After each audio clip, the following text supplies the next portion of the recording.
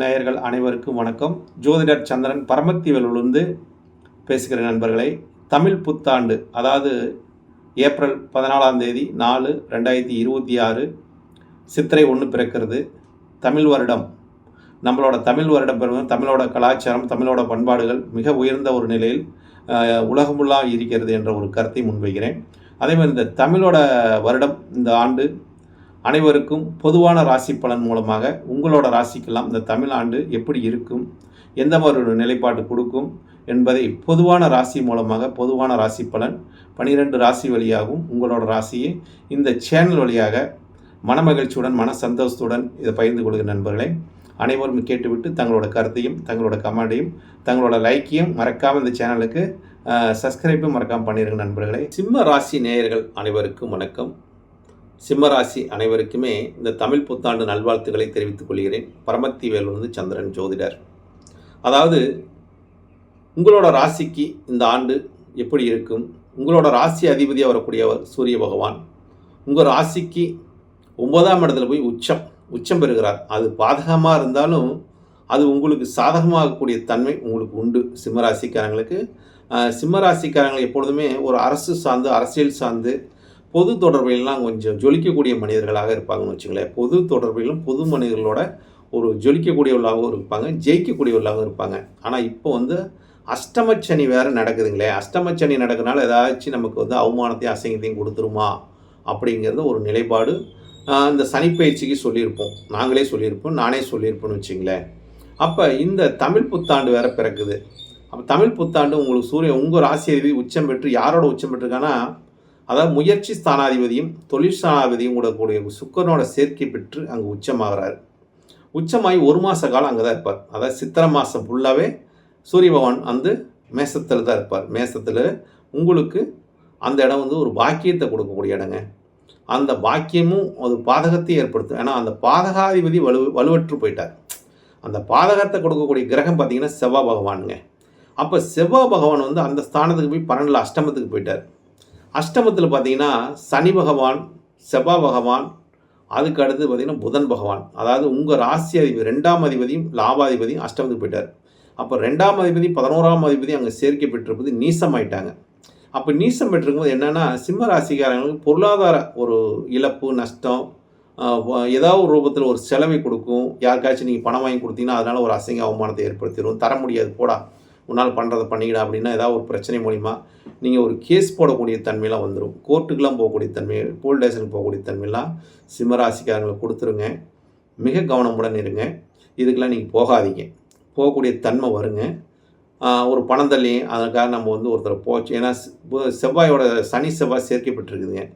சனிங்கிறது ஒரு பிரச்சனையை கொடுக்கக்கூடிய ஒரு கிரகம், ஒரு சிக்கலை ஏற்படுத்தும். செவ்வாய்ங்கிறது ஒரு வம்பு வழக்கையும் கொடுத்துட்டு ஒரு போலீஸ் ஸ்டேஷன் வரைக்கும் போகக்கூடிய தன்மையும், கோர்ட்டுக்கு போகக்கூடிய தன்மையை ஏற்படுத்திடும். ஏன்னா புதன் இல்லீகல் கிரகம் மாதிரி, ஒரு எழுத்துக்கு உண்டான கிரகம், ஒரு செக்குக்கு உண்டான கிரகம், ஒரு கையெழுத்து மூலிமா ஒரு பிரச்சனை, ஒருத்தருக்கு பணம் வாங்கி கொடுத்தது பிரச்சனை, இந்த மாதிரி ஒரு தன்மையெல்லாம் சிம்மராசிக்காரங்களுக்கு இந்த காலகட்டம் ஏற்படுத்தி கொடுக்கும்.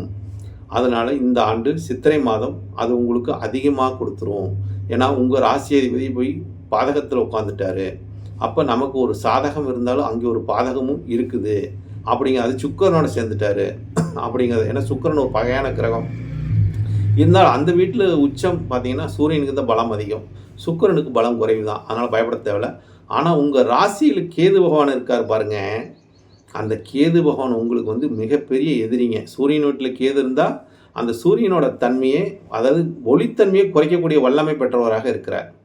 அதனால் மிக கவனமுடன் இருக்குன்னு சொல்கிறேன். எதில் எச்சரிக்கையுடன் இருங்க. அதே மாதிரி உங்கள் ராசிக்கு 7ஆம் இடத்தில் பார்க்கும்போது சந்திரன் ராகு சேர்க்கை பெற்றிருப்பது அவ்வளோ நல்லதான்னு பார்த்தா நல்லது இல்லைங்க. சந்திரன் ராகு 7ஆம் இடத்துலேருந்து உங்கள் ராசியை பார்க்குறாங்க, 2 பேரும் பார்ப்பது அவ்வளோ நல்லதில்லை. அப்போ எதில் நல்லதில்லை, ஒரு நண்பர்கள் மூலயமா ஒரு கூட்டு பிஸ்னஸ் செய்வது, நண்பர்களோட ஏதோ கூட்டு ஒப்பந்தம் போட்டு ஏதாச்சும் நண்பர்கள் ஒரு பணம் கொடுத்து அதனால் ஒரு அசிங்கப்படுவது, ஏமாறுவது, நண்பர் மூலிமா ஏதாச்சும் ஒரு பிரச்சனை வர்றது இந்த காலகட்டம் உங்களுக்கு கொடுத்துருங்க. நண்பர்களால் பிரச்சனை, அதே மாதிரி உங்களுக்கு வரக்கூடிய கலஸ்தர மனைவி இவங்களாம் இருக்காங்கன்னா அவங்களுக்கு மூலிமா ஏதாச்சும் ஒரு தொழில் செஞ்சவங்க மேலே ஒரு நஷ்டப்படக்கூடிய ஒரு தன்மையும் வந்துருங்க. அதனால் இந்த காலகட்டம் நீங்கள் செய்யாமல் இருப்பது, அவங்க மேலே எதுவும் பண்ணாமல் இருந்தாவே நல்லதுங்க. கணவன் மனைவி உறவுக்குள்ளே ஒரு ஒரு எப்பவுமே ஒரு அண்டர்ஸ்டாண்டிங்கோடுங்க, விட்டு கொடுத்து போங்க. ஏன்னா விட்டு கொடுத்து போகிறவங்க வாழ்க்கை கெட்டு போகிறது இல்லைன்னு சாஸ்திரமே சொல்லுது.